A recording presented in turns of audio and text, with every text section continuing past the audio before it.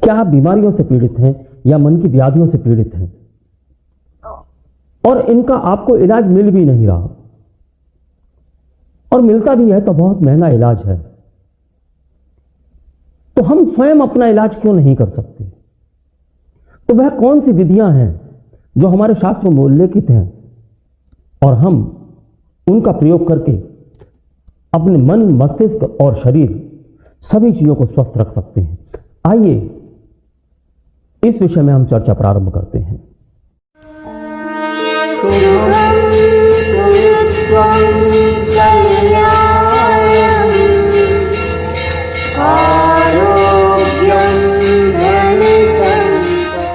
नमस्कार दोस्तों,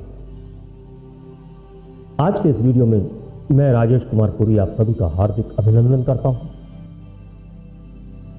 हमारे विषय साधना के चल रहे हैं, ऐसी साधनाएं जो हमें लाभ दे सकें, हमें शारीरिक मानसिक उन्नति दे सकें, ऐसी साधनाओं के विषय में हम बात कर रहे हैं। पिछले वीडियो में हमने ध्यान से संबंधित सावधानियों के बारे में बात की थी। आज हम उसी से संबंधित एक अन्य विषय ले रहे हैं। विषय यह भी साधना का ही है, विषय यह भी हमारे शास्त्रों से उद्धृत है। हम अपने मानव जीवन में बहुत सी व्याधियों का सामना करते हैं, बहुत सी परेशानियां होती हैं, हमारे साथ बीमारियां होती हैं, कई बीमारियां असाध्य होती हैं। हालांकि असाध्य कुछ भी नहीं होता। मानव यदि लगन से प्रयत्नशील रहे तो सभी कुछ साध्य है। बस साधने के लिए आवश्यकता है आपकी लगन की, अभ्यास की और नियम की। आज हम जो विषय ले रहे हैं वह साधना से संबंधित ही है, यानी कि साधने से संबंधित है। हमको क्या साधना है? यदि आपको बीमारियों से मुक्ति चाहिए, यदि आपको आध्यात्म में उन्नति चाहिए, यदि आप चाहते हैं कि आप सभी प्रकार की व्याधियों से मुक्त रहें, आपका मन मस्तिष्क संतुलित रहे, तो यहां आपको तत्व साधने होंगे। कौन से तत्व? वो 5 तत्व जिनसे कि यह पूरा ब्रह्मांड बना हुआ है। उन्हीं 5 तत्वों से मनुष्य का शरीर भी बना हुआ है। ब्रह्मांड में इन 5 तत्वों की उपस्थिति है और मनुष्य के शरीर में एक छठा तत्व भी होता है जिसे आत्मा कहा जाता है। आत्मा के बिना इन 5 तत्वों का भी कोई मूल्य नहीं है। जब इन तत्वों में असंतुलन होता है तो हमारे शरीर में व्याधियां आती हैं, हमारे मन में, मस्तिष्क में और शरीर में कई प्रकार की समस्याएं आ जाती हैं। वो समस्याएं असाध्य भी कहलाती हैं और कई ऐसी होती हैं जो कि बहुत आसानी से दूर हो सकती हैं।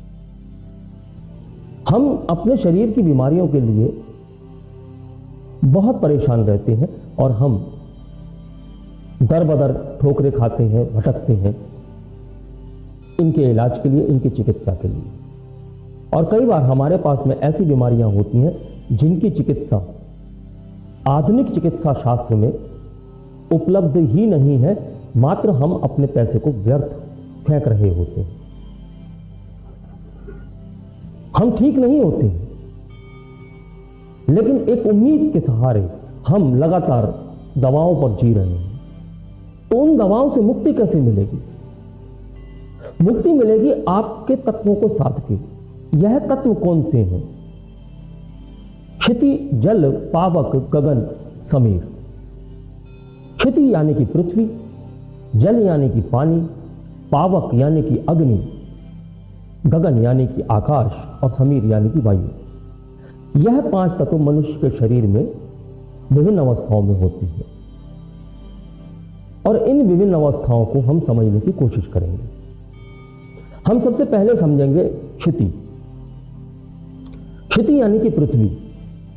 इसका गुण जो है वह वजन का होता है, एकजुटता का होता है, यानी कि बांधने का काम, पकड़े रखने का काम पृथ्वी तत्व करता है। इसकी प्रकृति भारी होती है। अगर हम इसके वर्ण की बात करें तो इसका वर्ण पीला होता है और आकार चौकोर माना गया है।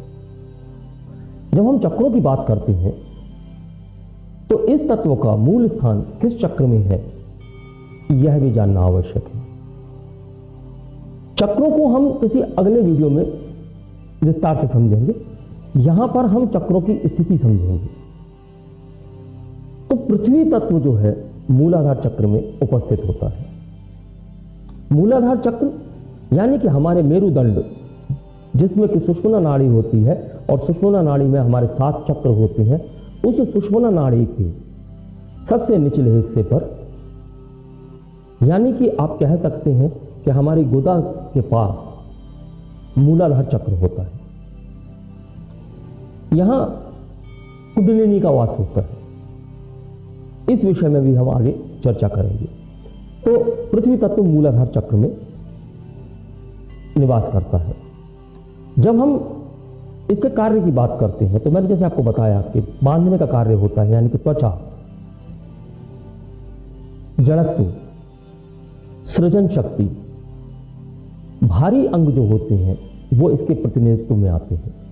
भारी अंग जैसे कि मूत्रपिंड, हमारा तंत्रिका तंत्र पूरा, यानी कि हमारी जितनी नसें शरीर में फैली हुई हैं, ये सारी नसें पृथ्वी तत्व के अंतर्गत आती हैं।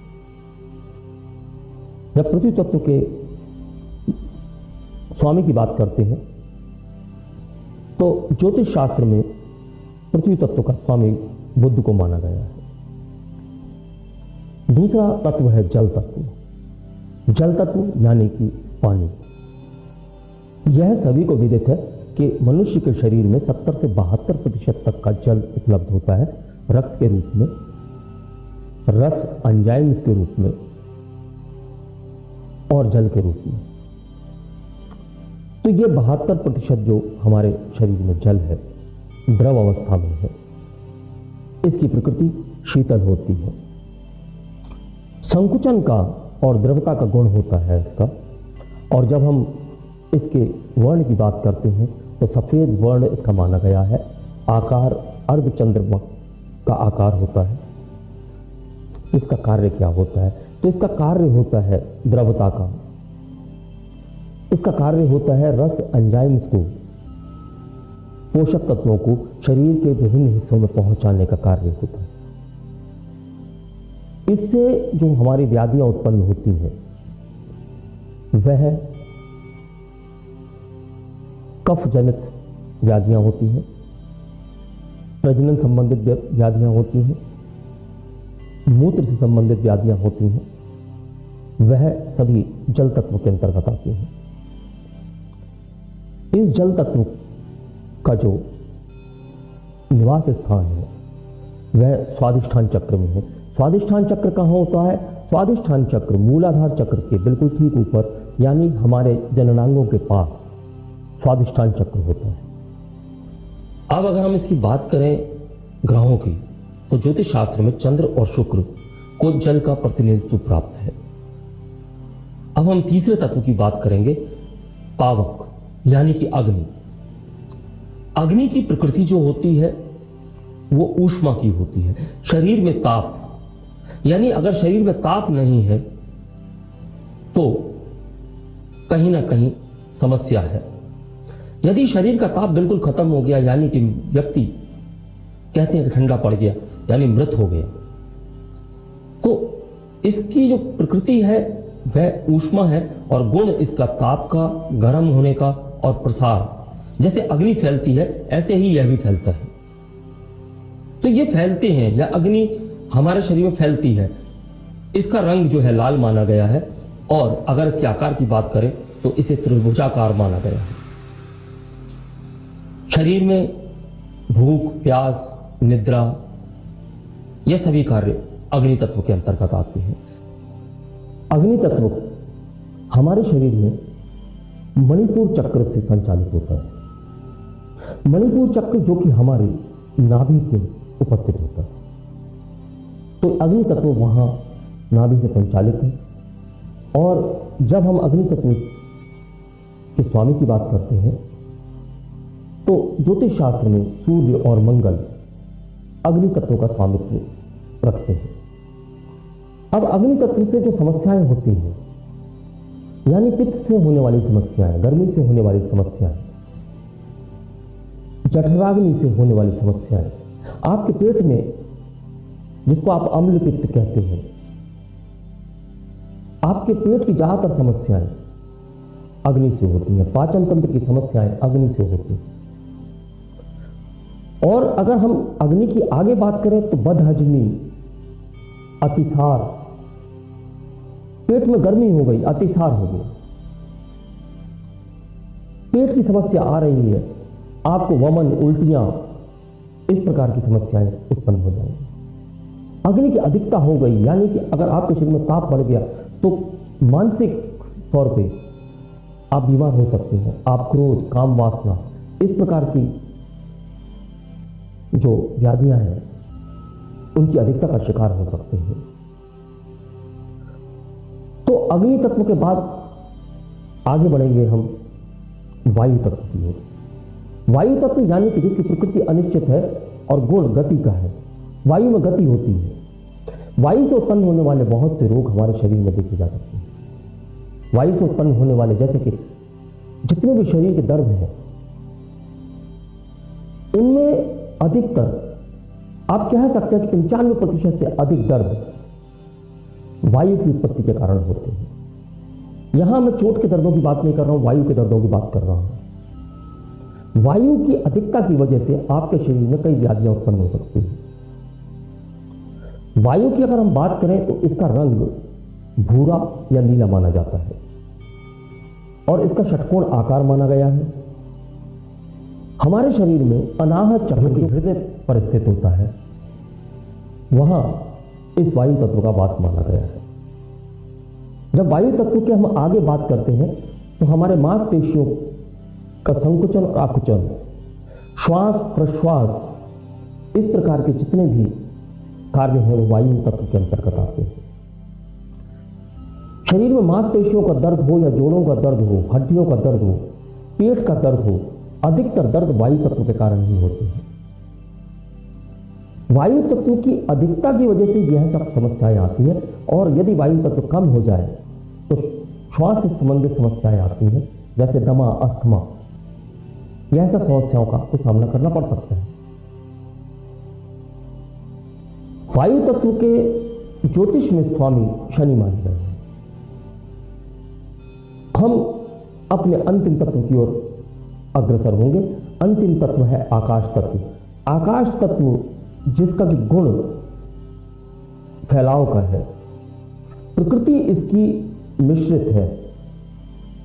मन मस्तिष्क को संचालित करने वाला है आकाश तत्व। आकाश तत्व से आपका मन मस्तिष्क तो संचालित होता ही है।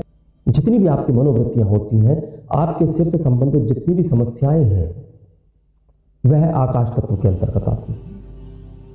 और सारी समस्याओं में आकाश तत्व का कहीं ना कहीं समायोजन होता है। आकाश तत्व का रंग जो है वो काला माना गया है और आकार बिंदु आकार का इसको माना गया है।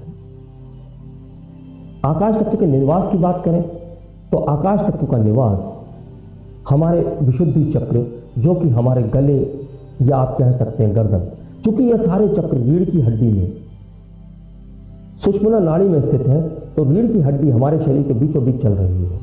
यह हमको पीठ की तरफ से दिखाई देती है, तो यह सारे चक्र रीढ़ की हड्डी के अंदर उपस्थित है।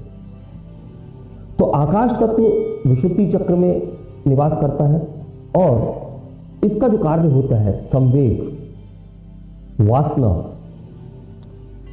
और इसकी गति ऊर्ध्वगति होती है, यानी आकाश। मन से इसका संबंध इस प्रकार से आप मान सकते हैं, जिस प्रकार आकाश अनंत है, इसी प्रकार मन की पहुंच भी अनंत है। हम वहां तक पहुंच सकते हैं जहां तक कोई सोच भी नहीं सकता, सिर्फ मन से। हमारा मन उड़ता है, भ्रमण करता है, हमारा मन ब्रह्मांड तक जा सकता है, यह आकाश तत्व है। हमारा सोच विचार यह सब आकाश तत्व के अंतर्गत आते हैं। और हम जब सारी व्याधियों की बात करेंगे तो सभी व्याधियां कहीं ना कहीं इन्हीं पांचों तत्वों के असंतुलन की वजह से होती हैं। चाहे वो भौतिक व्याधियां हो, चाहे शारीरिक व्याधियां हो, चाहे हमारे जीवन की समस्याएं हों। अब इसके बाद में दो चक्र जो बचते हैं वह है आज्ञा चक्र और सहस्रार चक्र। अगर आज्ञा चक्र की बात करें तो इसमें एक अन्य तत्व की उत्पत्ति मानी गई है जो कि है प्रकाश तत्व। हालांकि प्रकाश तत्व हमारे शास्त्रों में कहीं उल्लेखित इस प्रकार से नहीं होता, लेकिन चक्रों में प्रकाश तत्व को माना गया है। हमारा जो भी नर्वस सिस्टम है वह इसी आज्ञा चक्र से संचालित होता है। आज्ञा चक्र यानी कि हमारे शरीर के पूरे अंगों को आज्ञा देने वाला, यानी हमारे शरीर में कहीं भी कोई भी व्याधि होती है सबसे पहले हमारे मस्तिष्क को पता चलता है और मस्तिष्क से एक तरंग निकलती है जो हमारे हाथों को और अन्य अंगों को यह संदेश प्रसारित करती है। अंत में आता है सहस्रार चक्र, जिसके कि अगर हम तत्वों की बात करें तो जल, पृथ्वी और वायु, यह तीनों तत्व सहस्रार चक्र में मौजूद होते हैं। हमारे शरीर की पूरी जो ग्रंथियों का संचालन है वह सहस्रार चक्र से होता है। अब शरीर में व्याधियां किसी भी प्रकार की हों, बीमारियां किसी भी प्रकार की हों, आप यकीन जानिए कि यही पांच तत्व हैं। यदि आपने इनको संतुलित कर लिया, यदि आपने इनको समझ लिया, तो आपकी शरीर की सारी व्याधियां, बीमारियां और समस्याएं, जीवन की समस्याएं, जीवन शैली की समस्याएं सब सुलझ जाएंगी। अब उनको करना क्या है, इन तत्वों को संतुलित कैसे करना है, उसके लिए हम अगले वीडियो में आपसे बात करेंगे। अगले वीडियो में हम इन तत्वों को संतुलन करने की विधियां आपको बताएंगे और वो विधियां यदि आप अपने जीवन में अपनाते हैं तो यकीन जानिए आप वह सब कुछ पा सकते हैं जो आप पाने की तमन्ना रखते हैं। एक स्वस्थ शरीर, जैसा कि 7 सुखों में कहा गया है, पहला सुख निरोगी काया। यदि आपका शरीर निरोगी है तो आप समझिए कि आपने सारे सुख पा लिए और सारे सुख आपकी तरफ स्वतः ही आकर्षित होने लगेंगे। इसी के साथ मैं आज अपनी वाणी को विराम देना चाहूंगा और अगले वीडियो में आपसे फिर मुलाकात करता हूं। तब तक के लिए नमस्कार, धन्यवाद।